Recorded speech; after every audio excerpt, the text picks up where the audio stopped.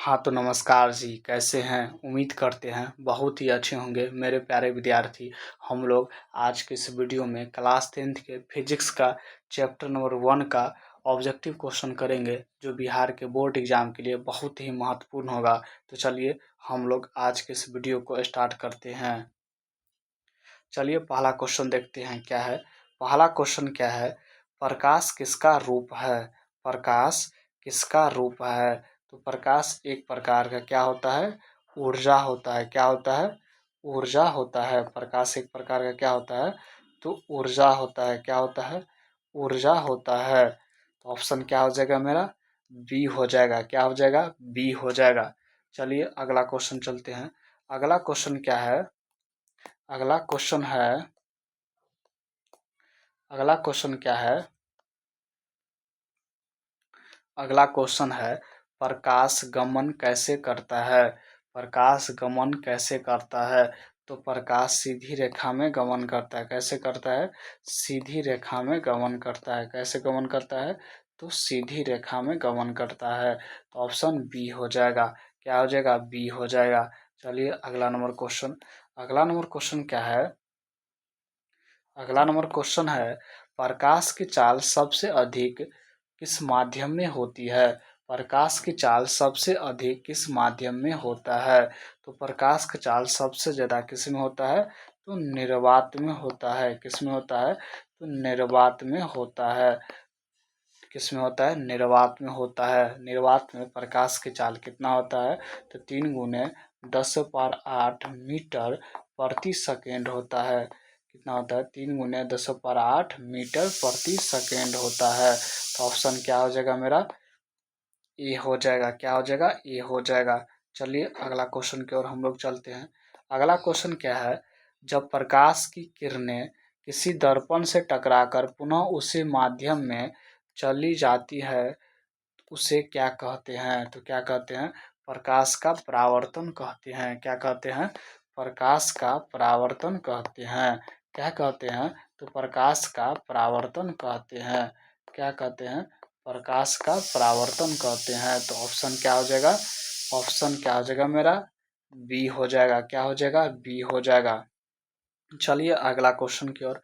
अगला क्वेश्चन क्या है, प्रकाश की चाल कितनी होती है? प्रकाश की चाल कितनी होती है? तो प्रकाश की चाल कितना होता है? 3 × 10⁸ मीटर प्रति सेकेंड होता है। कितना होता है? 3 × 10⁸ मीटर प्रति सेकेंड होता है। चलिए अगला क्वेश्चन की ओर। अगला क्वेश्चन क्या है, प्रकाश की चाल सबसे पहले किसने ज्ञात किया? तो प्रकाश की चाल सबसे पहले किसने दिया? तो किसने दिया था? रोमर ने दिया था। किसने दिया था? रोमर ने दिया था। किसने दिया था? तो रोमर ने दिया था। ऑप्शन क्या हो जाएगा मेरा? ऑप्शन क्या हो जाएगा? सी हो जाएगा। क्या हो जाएगा? सी हो जाएगा। चलिए अगला क्वेश्चन, प्रकाश किस प्रकार का तरंग है? प्रकाश किस प्रकार का तरंग है? तो प्रकाश एक प्रकार का अनुप्रस्थ तरंग है। क्या है? अनुप्रस्थ तरंग है। तो ऑप्शन क्या हो जाएगा मेरा? ए हो जाएगा। क्या हो जाएगा? ए हो जाएगा। चलिए अगला नंबर क्वेश्चन। अगला नंबर क्वेश्चन क्या है, जिस वस्तु का अपना प्रकाश होता है उसे क्या कहते हैं? उसे क्या कहते हैं? तो क्या कहते हैं? परदीप्त वस्तु कहते हैं। क्या कहते हैं? परदीप्त वस्तु कहते हैं। तो ऑप्शन क्या हो जाएगा? बी हो जाएगा। क्या हो जाएगा? बी हो जाएगा। चलिए अगला नंबर क्वेश्चन। अगला नंबर क्वेश्चन क्या है, जिस वस्तु का अपना प्रकाश नहीं होता है उसे क्या कहते हैं? तो क्या कहते हैं? अप्रदीप्त वस्तु कहते हैं। क्या कहते हैं? अप्रदीप्त वस्तु कहते हैं। तो ऑप्शन क्या हो जाएगा? ए हो जाएगा। चलिए अगला नंबर क्वेश्चन, वेग किरण पुंज जो एक बिंदु से निकल कर फैलती है उसे क्या कहते हैं? उसे क्या कहते हैं? तो क्या कहते हैं? अपसारी किरण पुंज कहते हैं। क्या कहते हैं? अपसारी किरण पुंज कहते हैं। क्या कहते हैं? अपसारी किरण पुंज कहते हैं। क्या कहते हैं? तो अपसारी किरण पुंज कहते हैं। क्या कहते हैं? तो अपसारी किरण पुंज कहते हैं। तो ऑप्शन क्या हो जाएगा मेरा? बी हो जाएगा। क्या हो जाएगा? बी हो जाएगा। चलिए अगला नंबर क्वेश्चन। अगला नंबर क्वेश्चन क्या है, वैसा किरण पुंज जो भिन्न भिन्न दिशाओं से आकर एक बिंदु पर मिलती है उसे क्या कहते हैं, उसे क्या कहते हैं, तो क्या कहते हैं, अभिसारी किरण पुंज कहते हैं। क्या कहते हैं, अभिसारी किरण पुंज कहते हैं। क्या कहते हैं, अभिसारी किरण पुंज कहते हैं, किरण पुंज कहते हैं। तो ऑप्शन क्या हो जाएगा मेरा, सी हो जाएगा। क्या हो जाएगा, सी हो जाएगा। चलिए अगला नंबर क्वेश्चन, अगला नंबर क्वेश्चन क्या है, वैसा किरण पुंज जो एक दूसरे के समांतर जाता है उसे क्या कहते हैं, वैसा किरण पुंज जो एक दूसरे के समांतर जाता है क्या कहते हैं, तो क्या कहते हैं, समांतर, समांतर किरण पुंज कहते हैं। क्या कहते हैं, समांतर किरण पुंज कहते, समांतर किरण पुंज कहते हैं। तो ऑप्शन क्या हो जाएगा, ए हो जाएगा। ऑप्शन ए हो जाएगा।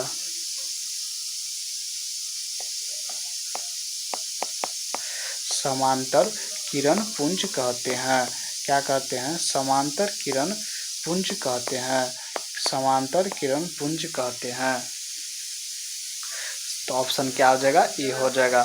चलिए अगला नंबर क्वेश्चन, अगला नंबर क्वेश्चन क्या है, आपतन कोण किसके बराबर होता है, तो आपतन कोण किसके बराबर होता है, तो आपतन कोण किसके बराबर होता है, परावर्तन के बराबर होता है। आपतन कोण किसके बराबर होता है, तो परावर्तन कोण के बराबर होता है। किसके बराबर होता है, आपतन कोण, ये क्या है, आपतन कोण परावर्तन कोण के क्या होता है, बराबर होता है। तो ऑप्शन क्या हो जाएगा, बी हो जाएगा।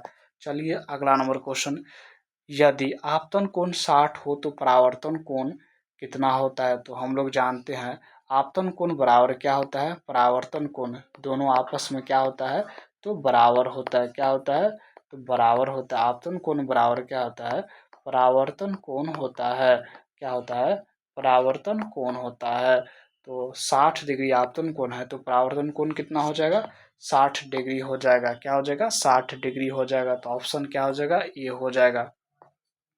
क्या हो जाएगा, ए हो जाएगा। चलिए अगला नंबर क्वेश्चन की ओर, अगला नंबर क्वेश्चन क्या है, श्वेत प्रकाश में कितने रंग होते हैं, श्वेत प्रकाश में कितने रंग होते हैं, तो श्वेत प्रकाश में कितने रंग होते हैं, 7 रंग होते हैं। तो ऑप्शन ए हो जाएगा। अगला नंबर क्वेश्चन क्या है, अगला नंबर क्वेश्चन क्या है, वह यंत्र जिससे छोटी वस्तु को बड़ा करके देखा जाता है उसे क्या कहते हैं, उसे क्या कहते हैं, तो क्या कहते हैं, सूक्ष्मदर्शी कहते हैं। तो ऑप्शन बी हो जाएगा। क्या हो जाएगा, बी हो जाएगा। चलिए अगला नंबर क्वेश्चन, वह यंत्र जिसमें दूर की वस्तु को स्पष्ट देखा जाता है उसे क्या कहते हैं, उसे क्या कहते हैं, तो क्या कहते हैं, दूरदर्शी कहते हैं। तो ऑप्शन ए हो जाएगा। क्या हो जाएगा, ऑप्शन ए हो जाएगा। अगला नंबर क्वेश्चन क्या है, जिस दर्पण का परावर्तक सतह बाहर निकला होता है उसे क्या कहते हैं, उसे क्या कहते हैं, तो क्या कहते हैं, उत्तल दर्पण कहते हैं। क्या कहते हैं, उत्तल दर्पण कहते हैं। क्या कहते हैं, तो उत्तल दर्पण कहते हैं। तो ऑप्शन ए हो जाएगा। अगला नंबर क्वेश्चन क्या है, जिस दर्पण का परावर्तक सतह अंदर की ओर धंसा होता है उसे कहते हैं, तो क्या कहते हैं, अवतल दर्पण कहते हैं। क्या कहते हैं, तो अवतल दर्पण कहते हैं। क्या कहते हैं, अवतल दर्पण कहते हैं। तो ऑप्शन बी हो जाएगा। क्या हो जाएगा, बी हो जाएगा। अगला नंबर क्वेश्चन क्या है, जिस दर्पण का परावर्तक सतह अंदर की ओर धंसा हो उसे क्या कहते हैं, उसे क्या कहते हैं, तो क्या कहते हैं, अवतल दर्पण कहते हैं। क्या कहते हैं, तो अवतल दर्पण कहते हैं। क्या कहते हैं, अवतल दर्पण कहते हैं। तो ऑप्शन बी हो जाएगा। क्या हो जाएगा, बी हो जाएगा। अगला नंबर क्वेश्चन क्या है, जिस दर्पण का परावर्तक सतह समतल हो उसे क्या कहते हैं, उसे क्या कहते हैं, तो क्या कहते हैं, समतल, समतल दर्पण क्या कहते हैं, समतल दर्पण। तो ऑप्शन क्या हो जाएगा, सी हो जाएगा। अगला नंबर क्वेश्चन क्या है, अगला नंबर क्वेश्चन क्या है, किस दर्पण का उपयोग किसी भी वस्तु का छोटा और सीधा प्रतिबिंब बनाने में किया जाता है, तो किसमें किया जाता है, उत्तल दर्पण में। किसमें किया जाता है, उत्तल दर्पण में। किसमें किया जाता है, तो उत्तल दर्पण में। तो ऑप्शन क्या हो जाएगा, ए हो जाएगा। क्या हो जाएगा, ए हो जाएगा। अगला नंबर क्वेश्चन क्या है, मोटर गाड़ी के साइड मिरर में किस दर्पण का प्रयोग किया जाता है? तो किस दर्पण का उपयोग किया जाता है? उत्तल दर्पण का। किसका उपयोग किया जाता है? उत्तल दर्पण का। तो ऑप्शन क्या हो जाएगा मेरा? ए हो जाएगा। क्या हो जाएगा? ए हो जाएगा। क्या हो जाएगा? ए हो जाएगा। चलिए अगला नंबर क्वेश्चन। अगला नंबर क्वेश्चन क्या है, चिकित्सा क्षेत्र में किस दर्पण का उपयोग किया जाता है? चिकित्सा क्षेत्र में किस दर्पण का उपयोग किया जाता है? तो किसका किया जाता है? अवतल दर्पण का। किसका किया जाता है? अवतल दर्पण का। तो ऑप्शन ए हो जाएगा। ऑप्शन ए हो जाएगा। अगला नंबर क्वेश्चन क्या है, दाढ़ी बनाने में किस प्रकार का दर्पण उपयोग किया जाता है? दाढ़ी बनाने में किस प्रकार के दर्पण का उपयोग किया जाता है? तो किसका किया जाता है? अवतल दर्पण का। किसका किया जाता है? अवतल दर्पण का। किसका किया जाता है? अवतल दर्पण का। तो ऑप्शन क्या हो जाएगा? बी हो जाएगा। क्या हो जाएगा? बी हो जाएगा। अगला नंबर क्वेश्चन क्या है, मोटर गाड़ी के हेडलाइन तथा बाइक लाइट में किस दर्पण का प्रयोग किया जाता है? तो किसका किया जाता है?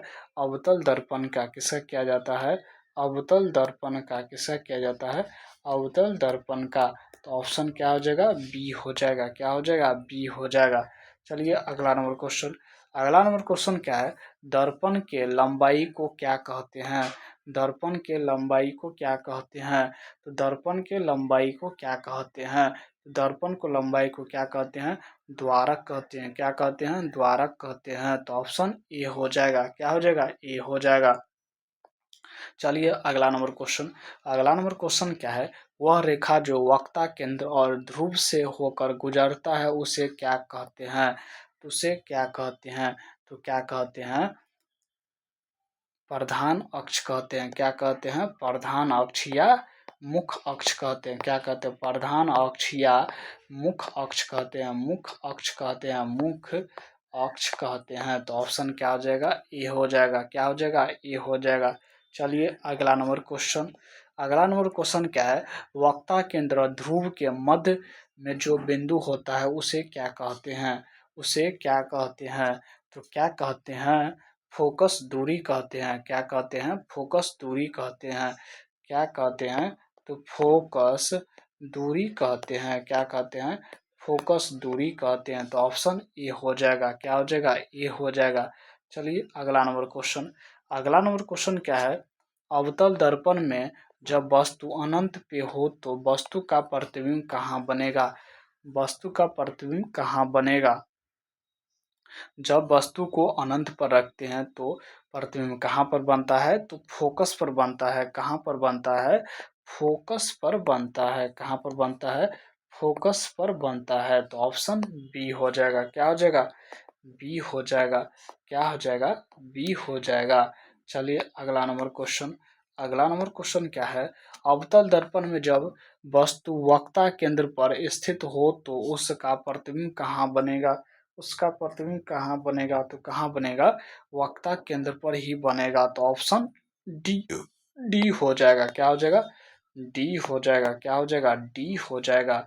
चलिए अगला नंबर क्वेश्चन की ओर हम लोग चलते हैं। अगला नंबर क्वेश्चन क्या है, उत्तल दर्पण में किस प्रकार के दर्पण बनता है? उत्तल दर्पण में किस प्रकार का प्रतिबिंब बनता है? तो किस प्रकार का प्रतिबिंब बनता है? उत्तल दर्पण में किस प्रकार का प्रतिबिंब बनता है? तो किस प्रकार का प्रतिबिंब बनता है? सीधा और छोटा। तो ऑप्शन ए हो जाएगा। चलिए अगला नंबर क्वेश्चन, अवतल दर्पण में कैसा प्रतिबिंब बनता है? अवतल दर्पण में कैसा प्रतिबिंब बनता है? तो कैसा प्रतिबिंब बनता है? अवतल दर्पण में कैसा प्रतिबिंब बनता है? तो अवतल दर्पण में बड़ा प्रतिबिंब बनता है और उल्टा होता है। क्या होता है? बड़ा प्रतिबिंब और उल्टा होता है। ऑप्शन डी हो जाएगा। क्या हो जाएगा? डी हो जाएगा। चलिए अगला नंबर क्वेश्चन। अगला नंबर क्वेश्चन है, किसी बिंदु से चलने वाली प्रकाश की किरणें दर्पण से परावर्तन के बाद जिस बिंदु पर मिलती है उसे क्या कहते हैं? उसे क्या कहते हैं? तो क्या कहते हैं? वास्तविक बिंदु कहते हैं। क्या कहते हैं? वास्तविक बिंदु कहते हैं। क्या कहते हैं? वास्तविक प्रतिबिंब कहते हैं। क्या कहते हैं? तो वास्तविक प्रतिबिंब कहते हैं। तो ऑप्शन ए हो जाएगा। क्या हो जाएगा? ए हो जाएगा। अगला नंबर क्वेश्चन क्या है? किसी बिंदु से चलने वाली प्रकाश की किरणें दर्पण से परावर्तन के बाद जिस बिंदु पर मिलती हुई मालूम पड़ती है उसे क्या कहते हैं? उसे क्या कहते हैं? उसे क्या कहते हैं? काल्पनिक प्रतिबिंब कहते हैं। क्या कहते हैं? काल्पनिक प्रतिबिंब कहते हैं। क्या कहते हैं? तो काल्पनिक प्रतिबिंब कहते हैं। ऑप्शन क्या हो जाएगा? बी हो जाएगा। क्या हो जाएगा? बी हो जाएगा। चलिए अगला नंबर क्वेश्चन। अगला नंबर क्वेश्चन क्या है? वास्तविक प्रतिबिंब कैसा होता है? तो वास्तविक प्रतिबिंब कैसा होता है? तो वास्तविक प्रतिबिंब हमेशा कैसे होता है? उल्टा होता है। कैसे होता है? तो उल्टा होता है। चलिए अगला नंबर क्वेश्चन। अगला नंबर क्वेश्चन क्या है? काल्पनिक प्रतिबिंब कैसा होता है? काल्पनिक प्रतिबिंब कैसा होता है? तो काल्पनिक प्रतिबिंब हमेशा कैसे होता है? तो सीधा होता है। कैसे होता है? सीधा होता है। ऑप्शन ए हो जाएगा। क्या हो जाएगा? ए हो जाएगा। अगला नंबर क्वेश्चन क्या है? उत्तल दर्पण की फोकस दूरी कैसी होती है? उत्तल दर्पण की फोकस दूरी कैसी होती है? तो क्या होता है? धनात्मक होता है। क्या होता है? धनात्मक होता है। कैसा होता है? धनात्मक होता है। तो ऑप्शन क्या हो जाएगा? ए हो जाएगा। क्या हो जाएगा? ए हो जाएगा। चलिए अगला नंबर क्वेश्चन। अगला नंबर क्वेश्चन क्या है? अवतल दर्पण की फोकस दूरी कैसी होती है? अवतल दर्पण की फोकस दूरी कैसी होती है? तो अवतल दर्पण का फोकस दूरी कैसे होता है? तो निगेटिव होता है। तो माइनस ऋणात्मक होता है। तो ऑप्शन बी हो जाएगा। अगला नंबर क्वेश्चन क्या है? दर्पण का सूत्र क्या होता है? तो दर्पण का सूत्र क्या होता है? 1/v प्लस 1/u बराबर 1/f होता है। तो ऑप्शन क्या हो जाएगा मेरा? ऑप्शन क्या हो जाएगा? ए हो जाएगा। क्या हो जाएगा? ए हो जाएगा। चलिए अगला नंबर क्वेश्चन। अगला नंबर क्वेश्चन क्या है? क्या समतल दर्पण में बने प्रतिबिंब को पर्दे पर उतार सकते हैं? क्या समतल दर्पण में बने प्रतिबिंब को पर्दे पर उतार सकते हैं? तो नहीं, समतल दर्पण में बने प्रतिबिंब को पर्दे पर हम लोग नहीं उतार सकते हैं। तो ऑप्शन क्या हो जाएगा? बी हो जाएगा। चलिए अगला नंबर क्वेश्चन। किस दर्पण में बड़ा प्रतिबिंब बनता है? किस दर्पण में बड़ा प्रतिबिंब बनता है? तो किसमें बनता है? अवतल दर्पण में। किसमें बनता है? अवतल दर्पण में। तो ऑप्शन सी हो जाएगा। अगला नंबर क्वेश्चन क्या है? किस दर्पण में वास्तविक प्रतिबिंब नहीं बनता है? किस प्रकार के दर्पण में वास्तविक प्रतिबिंब नहीं बनता है? तो किसमें नहीं बनता है? समतल दर्पण में नहीं बनता है। किसमें नहीं बनता है? समतल दर्पण में नहीं बनता है। किसमें नहीं बनता है? समतल दर्पण में नहीं बनता है। समतल दर्पण में नहीं बनता है। ऑप्शन ए हो जाएगा। अगला नंबर क्वेश्चन क्या है? निम्नलिखित में से कौन उत्तल दर्पण की फोकस दूरी है जिसकी वक्रता त्रिज्या इतना है? तो फोकस दूरी एफ बराबर फॉर्मूला क्या होता है? r/2 होता है। तो वक्रता त्रिज्या कितना दिया है? 32 सेंटीमीटर दिया है। बट्टे कितना हो जाएगा? 2 हो जाएगा। तो 16 दूनी के क्या हो जाएगा? 32 हो जाएगा। तो कौन सा दर्पण है? उत्तल दर्पण। तो उत्तल दर्पण का फोकस दूरी क्या होता है? तो हमेशा पॉजिटिव होता है। क्या होता है? हमेशा पॉजिटिव होता है। तो ऑप्शन क्या हो जाएगा मेरा? सी हो जाएगा। क्या हो जाएगा? सी हो जाएगा। चलिए अगला नंबर क्वेश्चन। अगला नंबर क्वेश्चन क्या है? गोलीय दर्पण में फोकस एवं वक्रता त्रिज्या के बीच संबंध है। तो एफ बराबर क्या होता है? r/2 होता है। r बराबर क्या हो जाएगा? 2f हो जाएगा। क्या हो जाएगा? r बराबर 2f हो जाएगा। तो ऑप्शन क्या हो जाएगा? ए हो जाएगा। चलिए अगला नंबर क्वेश्चन। अगला नंबर क्वेश्चन क्या है? सर्च लाइट का परावर्तक सतह होता है। तो सर्च लाइट का परावर्तक सतह क्या होता है? तो अवतल दर्पण होता है। क्या होता है? अवतल दर्पण होता है। क्या होता है? अवतल दर्पण होता है। ऑप्शन सी हो जाएगा। क्या हो जाएगा? सी हो जाएगा। अगला नंबर क्वेश्चन क्या है? किस दर्पण में केवल आभासी प्रतिबिंब बनेगा? किस दर्पण में केवल आभासी प्रतिबिंब बनेगा? तो किस प्रकार के दर्पण में केवल आभासी प्रतिबिंब बनता है?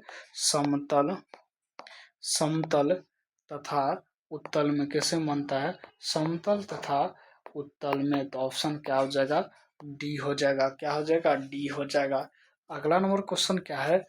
समतल दर्पण में प्रतिबिंब की प्रकृति क्या होती है? तो समतल दर्पण में प्रतिबिंब की प्रकृति कैसी होती है? आभासी आभासी तथा बराबर होता है। क्या होता है? आभासी तथा बराबर होता है। तो ऑप्शन डी हो जाएगा। क्या हो जाएगा? डी हो जाएगा। चलिए अगला नंबर क्वेश्चन। अगला नंबर क्वेश्चन चलते हम लोग। अगला नंबर क्वेश्चन है, गोलीय दर्पण की फोकस दूरी उसकी वक्रता त्रिज्या से क्या होती है? उसकी वक्रता त्रिज्या से क्या होती है? तो आधी होती है। एफ बराबर क्या होता है? R/2 होता है। क्या होता है? R/2 होता है। तो फोकस दूरी उसकी वक्रता त्रिज्या से क्या होती है? आधी होती है। क्या होती है? आधी होती है। अगला नंबर क्वेश्चन है, एक उत्तल दर्पण में बना प्रतिबिंब हमेशा होगा। एक उत्तल दर्पण में बना प्रतिबिंब हमेशा होता है। तो हमेशा क्या होता है? काल्पनिक और हास्रित होता है। उत्तल दर्पण में हमेशा क्या होता है? काल्पनिक प्रतिबिंब बनता है। तो ऑप्शन ए हो जाएगा, सॉरी बी हो जाएगा। क्या हो जाएगा? बी हो जाएगा।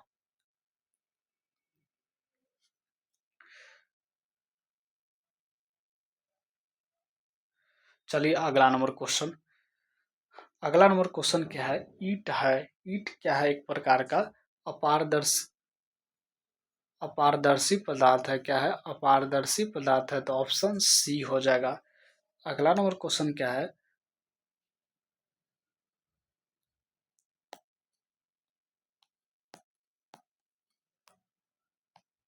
अगला नंबर क्वेश्चन क्या है? एक उत्तल दर्पण एक उत्तल दर्पण की फोकस दूरी 20 सेंटीमीटर है, तो इसकी वक्रता त्रिज्या कितना हो जाएगा? एफ बराबर क्या होता है? फॉर्मूला R/2 होता है। फोकस दूरी कितना दिया है मेरा? फोकस दूरी कितना दिया है? 20 दिया है। R/2, तो R बराबर क्या हो जाएगा? 20 × 2 हो जाएगा, यानी 40 सेंटीमीटर हो जाएगा। तो ऑप्शन क्या हो जाएगा? डी हो जाएगा। चलिए अगला क्वेश्चन। अगला क्वेश्चन क्या है? यदि किसी वस्तु को एक दर्पण के सम्मुख किसी भी दूरी पर रखने से उस वस्तु का प्रतिबिंब सदैव सीधा और छोटा बनता है, तो वह दर्पण होगा। वह दर्पण कौन सा होगा? तो उत्तल दर्पण होगा। तो ऑप्शन बी हो जाएगा। अगला नंबर क्वेश्चन क्या है? उत्तल दर्पण से प्रतिबिंब सदैव बनता है। तो उत्तल दर्पण से प्रतिबिंब हमेशा कैसे बनता है? उत्तल दर्पण से प्रतिबिंब सदैव बनता है। तो सदैव कहाँ बनता है? ध्रुव तथा फोकस के बीच। तो ऑप्शन सी हो जाएगा। क्या हो जाएगा? सी हो जाएगा। अगला नंबर क्वेश्चन क्या है? किसी वस्तु को हम तभी देख पाते हैं जब वस्तु प्रकाश को क्या करता है? तो परावर्तित करता है। तो ऑप्शन बी हो जाएगा। क्या हो जाएगा? बी हो जाएगा। चलिए अगला नंबर क्वेश्चन। अगला नंबर क्वेश्चन क्या है? प्रकाश एक है, तो प्रकाश एक प्रकार का क्या होता है? ऊर्जा होता है। अगला क्वेश्चन क्या है? अगला क्वेश्चन है, किसी वस्तु का अवतल दर्पण द्वारा बना प्रतिबिंब आभासी सीधा तथा वस्तु से बड़ा पाया गया, तो वस्तु की स्थिति कहाँ होनी चाहिए? वस्तु की स्थिति कहाँ होनी चाहिए? तो वस्तु की स्थिति कहाँ होनी चाहिए? दर्पण के ध्रुव तथा मुख्य फोकस के बीच। तो ऑप्शन क्या हो जाएगा? डी हो जाएगा। क्या हो जाएगा? डी हो जाएगा। अगला नंबर क्वेश्चन क्या है? निम्नलिखित में किस दर्पण द्वारा किसी वस्तु का वास्तविक प्रतिबिंब बनता है? तो किसके द्वारा बनता है? अवतल दर्पण द्वारा। चलिए अगला नंबर क्वेश्चन। अगला नंबर क्वेश्चन क्या है? उत्तल दर्पण द्वारा बना प्रतिबिंब होता है। उत्तल दर्पण द्वारा बना प्रतिबिंब होता है। तो उत्तल दर्पण द्वारा बना प्रतिबिंब हमेशा क्या होता है? सीधा होता है। क्या होता है? सीधा होता है। तो ऑप्शन क्या हो जाएगा? ए हो जाएगा। चलिए अगला क्वेश्चन। जिस सॉरी जिन पदार्थ से होकर प्रकाश पूर्ण रूपेण निकल जाता है उसे कहते हैं। तो क्या कहते हैं? पारदर्शी पदार्थ कहते हैं। तो ऑप्शन डी हो जाएगा। क्या हो जाएगा? डी हो जाएगा। अगला नंबर क्वेश्चन। जिस सतह से टकरा कर प्रकाश जिस सतह से टकराकर अपने माध्यम में ही लौटता है उसे क्या कहते हैं? उसे क्या कहते हैं?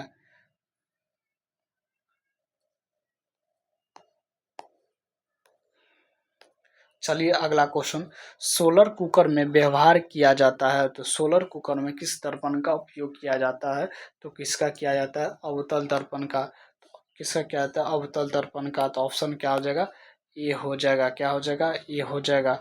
चलिए अगला क्वेश्चन, अगला क्वेश्चन क्या है, आपतित किरण अभिलंब के साथ आपतन बिंदु पर जो कोण बनाती है कहलाता है, तो क्या कहलाता है, आपतन कोण कहलाता है। ऑप्शन ए हो जाएगा।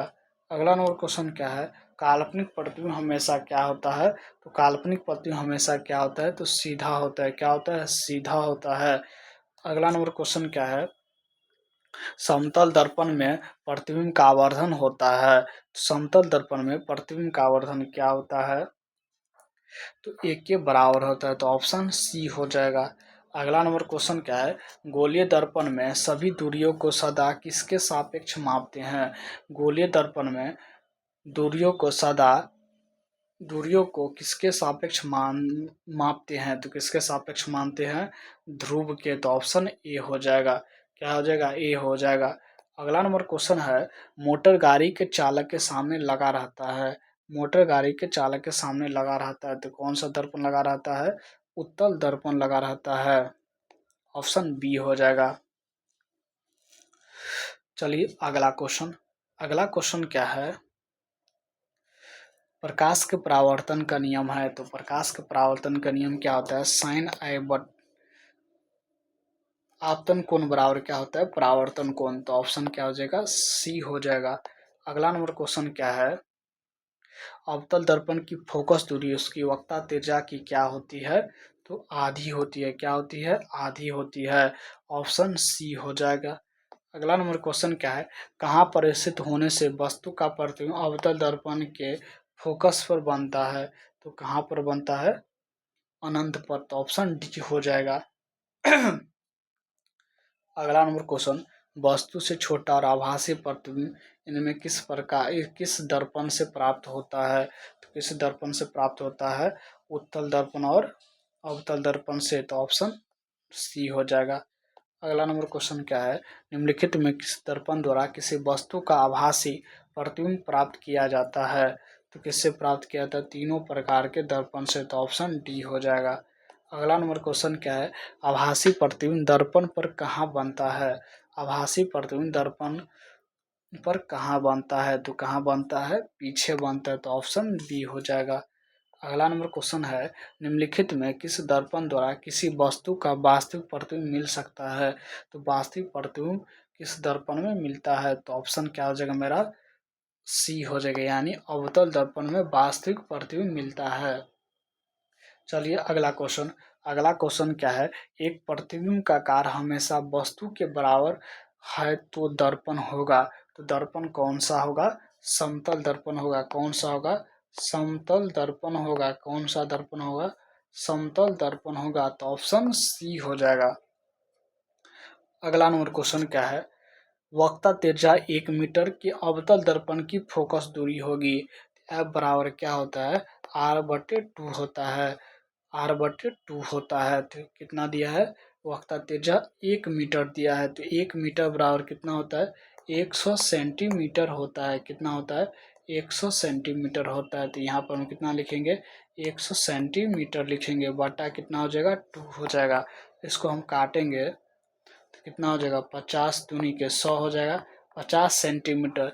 दर्पण कौन सा है, दर्पण कौन है, अवतल दर्पण। तो अवतल दर्पण की फोकस दूरी क्या होता है, निगेटिव में होता है, किसमें होता है, निगेटिव में, -50 सेंटीमीटर हो जाएगा। तो ऑप्शन क्या हो जाएगा, सी हो जाएगा, क्या हो जाएगा, सी हो जाएगा। तो आज के लिए इतना ही, जय हिंद।